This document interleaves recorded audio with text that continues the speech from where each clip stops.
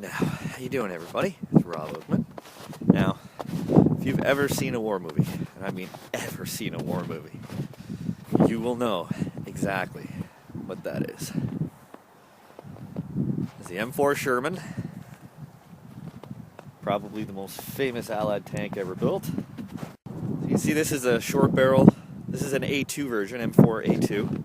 Has the short barrel 75mm gun, which was not exactly a match for any of the heavy German armor.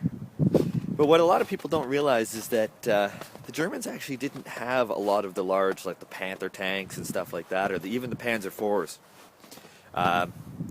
What they really had a lot of were the Panzer IIs, the Panzer IIIs, which are small. They didn't have the kind of armor protection that the larger tanks did. And a Sherman actually could take them out 1,000 yards, sometimes longer, depending on like a Panzer II. I mean, you could pretty much take it out with a 20mm cannon, and they did. But with the Sherman, that 75mm short barrel would do on most tanks. But when you came up against a Panzer V, Panzer VIs, the Panthers, well, you were in trouble. You just couldn't get that type of armor penetration. Now you can see, look up at the side here where it's been welded in. Get an idea of just kind of the thickness of armor you're dealing with. Actually, if we look down, you can see where my fingers are. That is the thickness of the armor on the side of the tank. That's what you had to get through. Now, modern weapons make it pretty easy, and actually by 1942, pretty much even any handheld weapon could get through it. Anti-tank weapons with shape charges and stuff like that were developed so that you were able to get through just about anything on the tank. And of course, this is the one place, the last place you want to take a shell on a tank.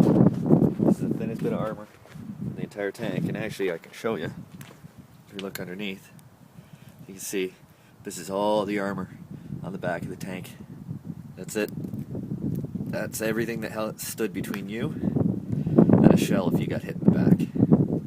You can see here, I don't know how well you can see this. I'm actually going to reach my hand up in here.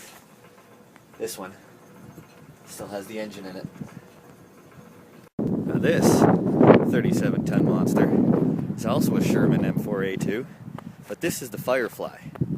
You'll notice it has the long barrel, high velocity 76mm gun. Now, on the little Sherman, that 75mm with the stub barrel, it could penetrate about 60mm of armor, which is good for up to about a Panzer III.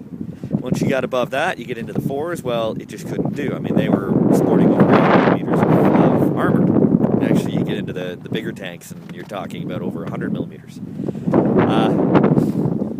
The 76mm, however, high velocity, could fire an armor-piercing shell that was capable of penetrating 140mm of armor.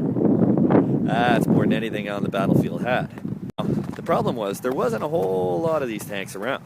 And what you would generally have is a bunch of short barrel, usually 3 or 4 short barrel Sherman M4s. And then you'd have one Firefly. And of course the Germans, being the smart people that they are when it came to warfare, they would single out this tank here, knowing that once this tank was gone, the other Shermans with the short barrel didn't have a chance of taking out the big tank without at least losing 3 out of 4 of their tanks, which actually was the ratio when it came to taking out the larger Panzers. That's right, you were going to lose 3 Shermans for every single large tank, German tank that you took out. Those are tough odds if you're one of the guys in the tank. Still a big tank. You can see it's slightly modified, slightly different than the other one. This is a later war variant. And the earlier Shermans were about 400 horsepower, had a radial gasoline engine, modified airplane engine. And then the later ones had a series of inline cylinders, 30 cylinders that were about 470 horsepower. Those were late 45. So there you go. 2 different versions, the same tank. One big gun. I thought I'd show you one last version of the Sherman before I go here. And it's one of the ones known as the Funnies. Now this is known as a flail tank. And what you see hanging off the front are literally just chains.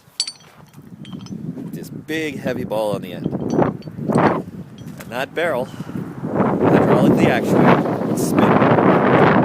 These chains extend out and beat the ground. And what this tank was designed specifically to do was to eliminate mines. You just beat the ground. Sometimes you can pull the mines right out of the ground. Cause them to explode.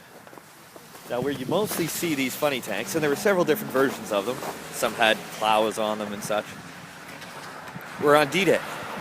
There are lots of videos on D-Day.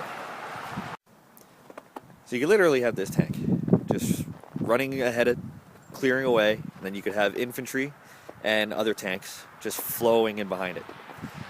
The problem with one of these, you can see it's got the low velocity, 75 millimeter. It's just an M4A2, nothing special. Problem was, when those chains were flying, that barrel had to be pointed backwards. It had to be pointed out over the back of the tank. It was useless. You couldn't use it. Couldn't use the machine gun either. And there's a really, really great story that I have from my trip to Normandy, where a British tanker was on Sword Beach, rolling his way up, beating the beach, trying to clear for mines so that the infantry and other tanks could move forward, when an 88 started firing on him. This tank commander had to stop his barrel, had to stop the flail, spin his gun around so that he could gauge the 88. His first round, which he fired HE, fired on the top of the bunker, and that told the German gunners, somebody's shooting at you. You might want to shoot them first. And at that point, it became a race. The next round that he loaded up was a solid shot, an armor-piercing round. And just as he fired that round, the Germans had depressed their gun and were ready to fire on him. The round went in one end of the bunker, and he watched it come out the other side. But the gun never fired again. So there's one more version of the Sherman, which tells you just how versatile they were. I mean, they were obviously the most numerous. So there you go. Sherman tank. Here at Base Borden. It's pretty cool. So like, subscribe. Let me know what you think. I'm going to walk around here and see what else I can find. Actually, I see another CF5 and some more modern tanks. I love bases. So I'll talk to you kids later.